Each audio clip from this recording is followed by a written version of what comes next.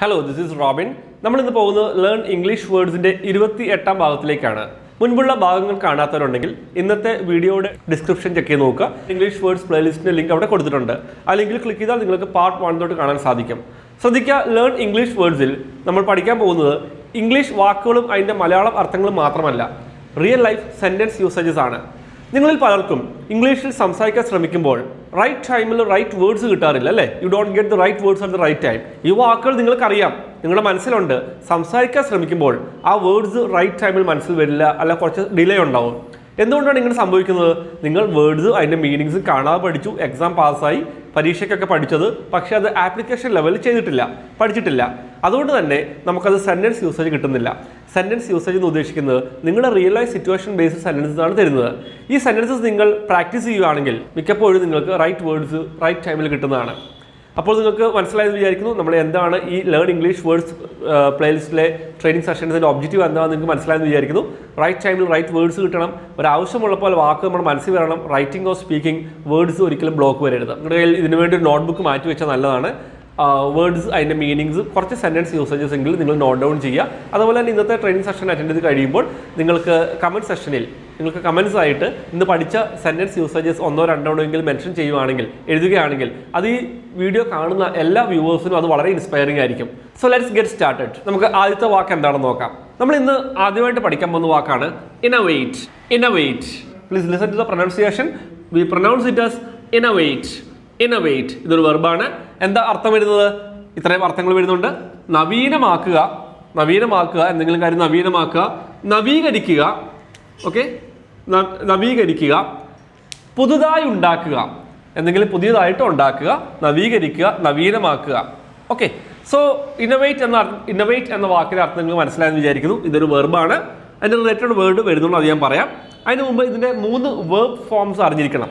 ശ്രദ്ധിക്കുക, first form of verb അല്ലെ present form, second form of verb അല്ലെ past form, third form of verb അല്ലെങ്കിൽ past participle. Innovate എന്ന് ഇവിടെ അർത്ഥം വരുന്നത് ഇന്നോവേറ്റ് നവീനമാക്കുക, നവീകരിക്കുക, പുതുതായി ഉണ്ടാക്കുക എന്ന അർത്ഥം തന്നെയാണ് വരുന്നത്. ഇന്നോവേറ്റഡ് പാസ്റ്റ് ഫോമാണ്, ഒരു കാര്യം ചെയ്തു എന്ന രീതിയിലാണ് വരേണ്ടത്, അല്ലേ? അപ്പോൾ സെക്കൻഡ് ഫോം ഓഫ് വേർബ് വരുമ്പം നവീകരിച്ചു എന്ന അർത്ഥം വരുന്നുണ്ട്. ഇന്നോവേറ്റഡ് നവീകരിച്ചു എന്ന അർത്ഥം വരുന്നുണ്ട്, നവീനമാക്കി എന്ന അർത്ഥം വരുന്നുണ്ട്, പുതുതായി ഒരു കാര്യം ഉണ്ടാക്കി, എന്തെങ്കിലും ഉണ്ടാക്കി എന്ന അർത്ഥം ഇന്നോവേറ്റഡ് വരുന്നുണ്ട്. തേർഡ് ഫോമും സെക്കൻഡ് ഫോമുമായിട്ട് തന്നെ സ്പെല്ലിംഗ് സെയിം ആണ്. തേർഡ് ഫോം എന്താ വരുന്നത്? ഇന്നോവേറ്റഡ് എന്ന് തന്നെയാണ്. എൻ്റെ അർത്ഥം എന്താണ്? നവീകരിക്കുക, നവീകരിച്ചു, നവീകരിച്ചിട്ടുണ്ട്, നവീനമാക്കിയിട്ടുണ്ട്, പുതുതായി ഉണ്ടാക്കിയിട്ടുണ്ട് എന്ന അർത്ഥമാണ് വരുന്നത്. നിങ്ങൾക്ക് ആവശ്യമുണ്ടെങ്കിൽ നിങ്ങൾക്ക് അർത്ഥം നോട്ട് ഡൗൺ ചെയ്ത് വെക്കാം.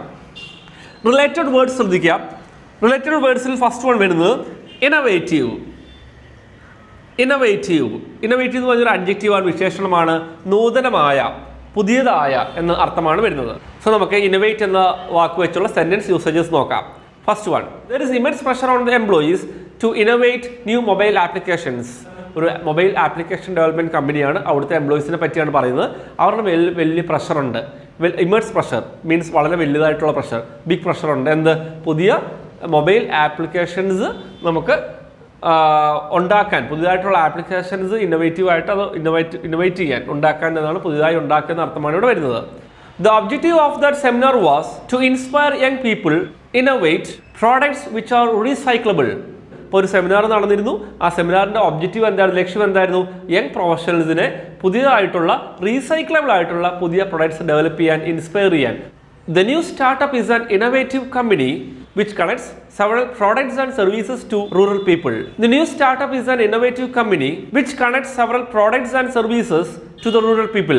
അതായത് പുതിയ സ്റ്റാർട്ടപ്പിനെ പറ്റി പറയുന്നതാണ്. അതൊരു ഇന്നോവേറ്റീവ് കമ്പനിയാണ്. അതായത് പുതിയ ഐഡിയാസ് ഒക്കെ നമ്മൾ ഇന്നോവേറ്റീവ് എന്ന വാക്കുകൂടി യൂസ് ചെയ്യുന്നു. നൂതനമായ ഐഡിയാസ് ഒക്കെ ഇംപ്ലിമെൻറ്റ് ചെയ്യുന്ന ഒരു കമ്പനിയാണ്. അപ്പോൾ അവരെന്താ ചെയ്യുന്നത്? അവരുടെ പ്രൊഡക്ട്സ് ആൻഡ് സർവീസസ് റൂറൽ ആയിട്ടുള്ള ഏരിയാസിലൊക്കെ, റൂറൽ ആയിട്ടുള്ള പീപ്പിൾ, അവിടെ താമസിക്കുന്ന റൂറൽ ഏരിയാസിൽ താമസിക്കുന്ന ആൾക്കാർക്ക് കണക്ട് ചെയ്യാനുള്ളതാണ് അവരുടെ ഇന്നോവേറ്റീവ് ഐഡിയാസ് എന്ന് പറയുകയാണ്. നമ്മൾ അടുത്തതായി പഠിക്കാൻ പോകുന്ന വാക്കാണ് mediate. MEDIATE. How do you pronounce that? എങ്ങനെ ഉച്ചരിക്കുക? മീഡിയേറ്റ് ഇതൊരു വെർബാണ്. എന്തൊക്കെ അർത്ഥം വരുന്നത്? മധ്യസ്ഥത വഹിക്കുക, ഇടനിലക്കാരനെ പ്രവർത്തിക്കുക. എന്തെങ്കിലും ആരെങ്കിലും തമ്മിലുള്ള പ്രശ്നങ്ങളോ രണ്ട് രാജ്യങ്ങൾ തമ്മിലുള്ള പ്രശ്നങ്ങളോ അങ്ങനെയുള്ള പ്രശ്നങ്ങളിലൊക്കെ ഒരു ഇടനിലക്കാരനായി പ്രവർത്തിക്കുക അല്ലെങ്കിൽ മധ്യസ്ഥത വഹിക്കുക എന്ന അർത്ഥമാണ് വരുന്നത് മീഡിയേറ്റ്. ഇതൊരു വെർബാണ്. അപ്പോൾ നമുക്ക് first form of verb present form, past form mediated തന്നെയാണ്, പാസ്റ്റ് ഫോം മീഡിയേറ്റഡ് ആണ്, പാസ്റ്റ് പാർട്ടിസിപ്പിൾ അല്ലെങ്കിൽ V3 form third form of വേർബും മീഡിയേറ്റഡ് തന്നെയാണ്. മീഡിയേറ്റ് എന്നതിൻ്റെ അർത്ഥം എന്താണ്? പ്രസന്റ് ഫോം മധ്യസ്ഥ വഹിക്കുക അല്ലെങ്കിൽ ഇടനിലക്കാരനായി പ്രവർത്തിക്കുക എന്നതാണ്. അടുത്ത വാക്ക് എന്താണ്? മീഡിയേറ്റഡ്, ചെയ്തു, ഒരു കാര്യം ചെയ്തു എന്ന് പറയാണ്, പാസ്റ്റ് ഫോം ആണ് അല്ലേ. മധ്യസ്ഥത വഹിച്ചു, എന്തെങ്കിലും കാര്യം പ്രശ്നം സോൾവ് ചെയ്യാനോ രണ്ട് പേരുടെ തമ്മിലോ രണ്ട് രാജ്യങ്ങൾ തമ്മിലോ എന്തെങ്കിലും പ്രശ്നമൊക്കെ സോൾവ് ചെയ്യാനൊക്കെ ഒരു മധ്യസ്ഥത വഹിച്ചു അല്ലെങ്കിൽ ഇടനിലക്കാരനായി പ്രവർത്തിച്ചു. ആ ഒരു പ്രോബ്ലം സോൾവ് ചെയ്യാൻ ഇടനിലക്കാരനായി പ്രവർത്തിച്ചു. തേർഡ് ഫോം വരുന്നതും ഇതേ സ്പെല്ലിംഗ് ആണ്, പക്ഷെ ഇവിടെ അർത്ഥം എന്താ വരുന്നത്? മധ്യസ്ഥത വഹിച്ചിട്ടുണ്ട്, അവൻ അങ്ങനെയുള്ള കാര്യങ്ങളിൽ പലതവണ മധ്യസ്ഥത വഹിച്ചിട്ടുണ്ട്.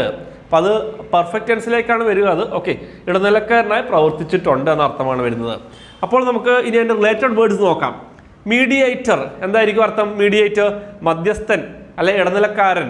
ഒരാൾ ഇങ്ങനെ പ്രശ്നങ്ങളൊക്കെ തീർക്കുന്നതിൽ ഇങ്ങനെ റോൾ എടുക്കുന്ന ആളെ നമ്മൾ എന്ത് പറയാം? മീഡിയേറ്റർ അല്ലെങ്കിൽ മധ്യസ്ഥൻ അല്ലെ ഇടനിലക്കാരൻ എന്ന് പറയാം. അപ്പോൾ നമുക്ക് നേരിട്ട് സെന്റൻസ് യൂസേജസിലേക്ക് കടക്കാം. First one, they asked him to mediate in the dispute between the neighbors.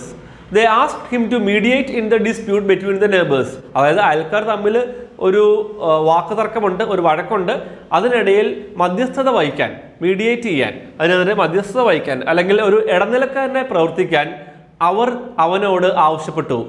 The dispute was settled in the presence of a mediator. The dispute was settled in the presence of a mediator. എന്ന് പറഞ്ഞാൽ എന്താണ്? Mediator എന്ന് നമ്മൾ പഠിച്ചില്ല, രണ്ടാമത് വാക്ക്. എന്താണ് അതിൻ്റെ അർത്ഥം? മധ്യസ്ഥൻ അല്ലെങ്കിൽ ഇടനിലക്കാരൻ. Okay, the dispute was settled in the presence of a mediator. Dispute എന്ന് പറഞ്ഞാൽ എന്താണ്? വഴക്ക് അല്ലെങ്കിൽ വാക്ക് തർക്കം അല്ലെങ്കിൽ ഒരു പ്രശ്നം. ആ ഒരു പ്രശ്നമല്ല വാക്ക് തർക്കം സെറ്റിൽഡ് ചെയ്ത് എങ്ങനെയാണ്?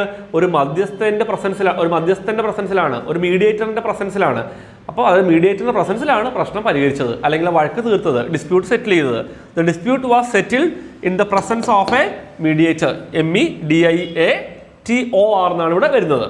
നിങ്ങൾക്ക് ഇന്നത്തെ ഈ ട്രെയിനിങ് സെഷൻ അറ്റൻഡ് ചെയ്ത് കഴിയുമ്പോൾ ഈ ട്രെയിനിങ് സെഷൻ വളരെ യൂസ്ഫുൾ ആവുകയാണെങ്കിൽ, വളരെ ഇഷ്ടപ്പെടുകയാണെങ്കിൽ ഈ വീഡിയോയ്ക്ക് ഒരു ലൈക്ക് തരാൻ മറക്കരുത്. നിങ്ങൾ തരുന്ന ഓരോ ലൈക്കും എനിക്കുള്ള ഇൻസ്പിറേഷനാണ്. ശ്രദ്ധിക്കുക, ഈ ട്രെയിനിങ് സെഷൻ നിങ്ങൾക്ക് യൂസ്ഫുൾ ആയിട്ടുണ്ടെങ്കിൽ, അതിന് മറ്റുള്ളവർക്കും യൂസ്ഫുൾ ആവാൻ സാധ്യതയുണ്ടെന്ന് നിങ്ങൾക്ക് തോന്നുന്നുണ്ടെങ്കിൽ നിങ്ങൾ ഈ ട്രെയിനിങ് സെഷൻ മറ്റുള്ളവരുമായി ഷെയർ ചെയ്യുകയും ചെയ്യാം. ഈ ചാനലിൽ പല പ്ലേലിസ്റ്റുകളും ഉണ്ട്. ഞാൻ സ്പോക്കൺ ഇംഗ്ലീഷ് ഇൻസ്റ്റിറ്റ്യൂട്ടിൽ എടുക്കുന്ന കംപ്ലീറ്റ് കോഴ്സ് ഇവിടെ ഫ്രീ ആയിട്ട് പ്രൊവൈഡ് ചെയ്യുന്നുണ്ട്. നിങ്ങൾക്ക് ഈ ചാനലിലെ ട്രെയിനിങ് സെഷൻസ് വളരെ യൂസ്ഫുൾ ആയിട്ടുണ്ടെങ്കിൽ, വളരെ ഇഷ്ടപ്പെടുന്നുണ്ടെങ്കിൽ, നിങ്ങൾക്ക് എന്നെയും ചാനലിനെ സപ്പോർട്ട് ചെയ്യാൻ ആഗ്രഹമുണ്ടെങ്കിൽ നിങ്ങൾക്ക് താങ്ക്സ് ബട്ടൺ ക്ലിക്ക് ചെയ്ത് എന്നെയും ചാനലിനെ സപ്പോർട്ട് ചെയ്യാം. ഇതുവരെ ഈ ചാനൽ സബ്സ്ക്രൈബ് ചെയ്യാത്തവരുണ്ടെങ്കിൽ, ഇതേപോലെയുള്ള ട്രെയിനിങ് സെഷൻസ് നിങ്ങൾക്ക് മിസ്സാവാതിരിക്കണമെങ്കിൽ, റെഗുലറായിട്ട് കാണണമെങ്കിൽ നിങ്ങൾക്ക് ഇപ്പോൾ തന്നെ സബ്സ്ക്രൈബ് ചെയ്യാം. അതുപോലെ നോട്ടിഫിക്കേഷൻ ബെല്ലിൽ ക്ലിക്ക് ചെയ്യാം. റെഗുലറായിട്ട് ക്വാളിറ്റി ട്രെയിനിങ് സെഷൻസ് ഈ ചാനലിൽ അപ്ലോഡ് ചെയ്യുന്നതാണ്. ശ്രദ്ധിക്കുക, ഒരു കാര്യം കൂടെ നിങ്ങളുടെ ശ്രദ്ധയിൽപ്പെടുത്താനുണ്ട്. ഞാൻ ഈ ബുക്കിൻ്റെ ഓഥറാണ്. ഞാൻ ഇൻസ്റ്റിറ്റ്യൂട്ടിൽ എടുക്കുന്ന ക്ലാസിൻ്റെ പുസ്തക രൂപമാണ്. അതായത് അതിൻ്റെ ഇംഗ്ലീഷ് സെൻറ്റൻസസും അതിൻ്റെ ഇംഗ്ലീഷ് പറയുന്ന ഇതിലുള്ള ഇംഗ്ലീഷിൻ്റെ മലയാളം ട്രാൻസ്ലേഷൻ അടക്കമാണ് വരുന്നത്. ഇൻസ്റ്റിറ്റ്യൂട്ടിൽ ഓഫർ ചെയ്യുന്ന ഒരു കംപ്ലീറ്റ് കോഴ്സ് തന്നെ ഇവിടെ ഈ പുസ്തക രൂപത്തിലുണ്ട്. ഇതിൻ്റെ സിലബസ് ചെക്ക് ചെയ്യുവാണെങ്കിൽ നിങ്ങൾക്ക് ജസ്റ്റ് ഡീറ്റെയിൽസ് ഒന്ന് പറഞ്ഞുതരാം. ഇതിൽ നിങ്ങൾക്ക് കമ്മ്യൂണിക്കേറ്റീവ് ഐറ്റംസ് വരുന്നുണ്ട്. അതായത് self introduction, class room language, കുട്ടികൾക്ക് ക്ലാസ് റൂമിൽ സംസാരിക്കാനുള്ള ഇംഗ്ലീഷ് ഉണ്ട്, ടീച്ചേഴ്സിന് തിരിച്ചു പറയാനുള്ളതുണ്ട്, ഇൻട്രൊഡക്ഷൻ്റെ മോഡൽസ് ഉണ്ട്, സെൽഫ് ഇൻട്രൊഡക്ഷൻ്റെ models, likes, dislikes, asking doubts, അതുപോലെ തന്നെ reminding something, might, will, should, talking about age, time, places, books, future plans, even about social medias, അങ്ങനെയുള്ള ജനറൽ ആയിട്ടുള്ള കണ്ടന്റാണ് കമ്മ്യൂണിക്കേറ്റീവ് ഐറ്റംസ് വരുന്നത്. സെക്കൻഡ് വൺ വരുന്നത് നിങ്ങൾക്ക് കാണാമെന്ന് വിചാരിക്കുന്നു, സിറ്റുവേഷണൽ കോൺവെർസേഷൻസ് ആണ്. സിറ്റുവേഷണൽ കോൺവെർസേഷനിൽ ഇവിടെ ഇൻസ്റ്റിറ്റ്യൂട്ടിൽ പ്രാക്ടീസ് ആണ് ചെയ്യിപ്പിക്കാറുള്ളത്. അതിൻ്റെ പുസ്തക രൂപമാണ്. കോൺവെർസേഷൻസ് മാത്രമല്ല അതിൻ്റെ ട്രാൻസ്ലേഷൻസ് പ്രൊവൈഡ് ചെയ്യുന്നുണ്ട്. പിന്നെ വരുന്നത് നിങ്ങൾക്ക് എല്ലാവർക്കും സുപരിചിതമായ കമ്മ്യൂണിക്കേറ്റീവ് ഗ്രാമർ ക്ലാസ്സസ് ആണ്. അത് യൂട്യൂബിൽ ഓൾറെഡി അതിൻ്റെ ക്ലാസ്സസ് ഉണ്ട്. അതിൽ നിങ്ങൾക്ക് ബേസിക്സ് ഇൻ ഇംഗ്ലീഷ്, അതുപോലെ സിമ്പിൾ ആൻഡ് കണ്ടിന്യൂസ് ടെൻസസ്, അത്രയും കാര്യങ്ങളുടെ ട്രെയിനിങ്ങിൻ്റെ അതിലെ ട്രാൻസ്ലേഷൻസ് ഒക്കെ ഇവിടെ അവൈലബിൾ ആണ്. ട്രെയിനിങ് നിങ്ങൾക്ക് സ്വന്തമായിട്ട് പ്രാക്ടീസ് ചെയ്യാവുന്നതാണ്. പെർഫെക്റ്റ് ടെൻസസിൽ കവർ ചെയ്യുന്നില്ല. പിന്നെ വരുന്നത് നിങ്ങൾക്ക് കാണാമെന്ന് വിചാരിക്കുന്നത് വേർഡ് പവർ ആണ്. വേർഡ് പവർ എന്ന് ഉദ്ദേശിക്കുന്നത് ഇംഗ്ലീഷ് ഭാഷയിൽ നമ്മൾ കോമൺ ആയിട്ട് ഉപയോഗിക്കാൻ സാധ്യതയുള്ള വേർഡ്സ് ഉണ്ട്. അങ്ങനെയുള്ള 300 വേർഡ്സിൻ്റെ present and past forms and Malayalam meanings ആണ് തരുന്നത്. പിന്നെ വരുന്നത് 100 മാർക്കിൻ്റെ അസസ്മെൻ്റ് ഉണ്ട്. നിങ്ങൾക്കതിൽ ഞാൻ കാണിച്ചു തരാം. അത് ശ്രദ്ധിക്കുക. ഈ 100 മാർക്കിൻ്റെ അസസ്മെൻ്റ് എന്ന് ഉദ്ദേശിക്കുന്നത് മലയാള സെൻറ്റൻസസ് ഉണ്ട്. നമ്മൾ ഈ ഗ്രാമറൊക്കെ ഇതിൽ പ്രാക്ടീസ് ചെയ്തതിന് ശേഷം, വേർഡ്സൊക്കെ പ്രാക്ടീസ് ചെയ്തതിന് ശേഷം ഈ എക്സാം നിങ്ങൾക്ക് ഒരു പെൻസിൽ ഉപയോഗിച്ചോ മറ്റോ അറ്റൻഡ് ചെയ്യാം, എഴുതിയെടുക്കാം. എഴുതാം. അതിനുശേഷം നിങ്ങൾക്ക് അതിൻ്റെ ആൻസർ കീ 253 പേജിൽ ഇതിൻ്റെ ആൻസർ കീ കൊടുത്തിട്ടുണ്ട്. ചെക്ക് ചെയ്യാം, സ്വയം നിങ്ങൾക്ക് ചെക്ക് ചെയ്യാവുന്നതാണ്. ടോട്ടൽ 257 പേജാണ് വരുന്നത്. പിന്നെ അതുകൂടാതെ വരുന്ന കാര്യങ്ങൾ വെച്ചാൽ ടോപ്പിക് പ്രസൻറ്റേഷൻസ്, നമ്മൾ ഇൻസ്റ്റിറ്റ്യൂട്ടിൽ ചെയ്യുന്ന കാര്യങ്ങളാണിത്. ടോപ്പിക് പ്രസൻറ്റേഷൻസിൻ്റെയും ഗ്രൂപ്പ് ഡിബേറ്റ്സിൻ്റെയും മോഡൽസ് ഉണ്ട്. ഇത്തരം കാര്യങ്ങളാണ് വരുന്നത്. ഈ പുസ്തകത്തിന് ഒറിജിനൽ ബുക്കും ഈ ബുക്കും അവൈലബിൾ ആണ്. ഈ ബുക്ക് എന്ന് ഉദ്ദേശിക്കുന്നത് ഈ പുസ്തകത്തിൻ്റെ PDF ഫോർമാറ്റാണ്. സ്മാർട്ട് ഫോണിലോ ലാപ്ടോപ്പിലോ ആണ് നിങ്ങൾക്ക് യൂസ് ചെയ്യേണ്ടതെങ്കിൽ നിങ്ങൾക്ക് ലോകത്ത് എവിടെ നിന്ന് വേണമെങ്കിലും അത് ഓർഡർ ചെയ്യാം. വാട്സാപ്പ് വഴിയോ ഇമെയിൽ വഴിയോ അയച്ചിരുന്നാണ് 200 രൂപയാണ് വരുന്നത്. PDF ഫോർമാറ്റാണ്. ആവശ്യമുള്ള ഭാഗങ്ങൾ പ്രിൻ്റ് ഔട്ട് എടുത്ത് യൂസ് ചെയ്യുകയും ചെയ്യാം. ഒറിജിനൽ ബുക്ക് കേരളത്തിൽ മാത്രമാണ്, കേരളത്തിനുള്ളിൽ മാത്രമാണ് അറ്റ് പ്രസന്റ് ഷിപ്പ് ചെയ്യുന്നത്. 300 രൂപയാണ് ഒറിജിനൽ ബുക്കിന് വരുന്നത്. അതിൻ്റെ കൂടെ 50 രൂപ ഷിപ്പിംഗ് ചാർജ് വരും. ടോട്ടൽ 300 + 50 350. പിന്നെ നിങ്ങൾക്ക് യൂട്യൂബിലെ ട്രെയിനിങ് സെഷൻസ് ഒക്കെ നിങ്ങൾക്ക് എഴുതിയെടുത്ത് നിങ്ങൾ പോകുന്നുണ്ടെങ്കിൽ അത്രയും നിങ്ങൾക്ക് ടൈമുണ്ട്. ഒരുപാട് ട്രെയിനിങ് സെഷൻസ് ഇപ്പോൾ അപ്ലോഡ് ചെയ്തിട്ടുണ്ട്. എഴുതിയെടുത്ത് പോകാൻ സമയമുണ്ടെങ്കിൽ വളരെ നല്ലതാണ്. ഇനി അതിനുള്ള സമയമില്ല, നിങ്ങൾക്ക് പുസ്തക രൂപത്തിൽ ഇത് ആവശ്യമുണ്ടെങ്കിൽ ഈ ബുക്ക് അല്ലെങ്കിൽ ഒറിജിനൽ ബുക്ക് നിങ്ങൾക്ക് ഓർഡർ ചെയ്യാം.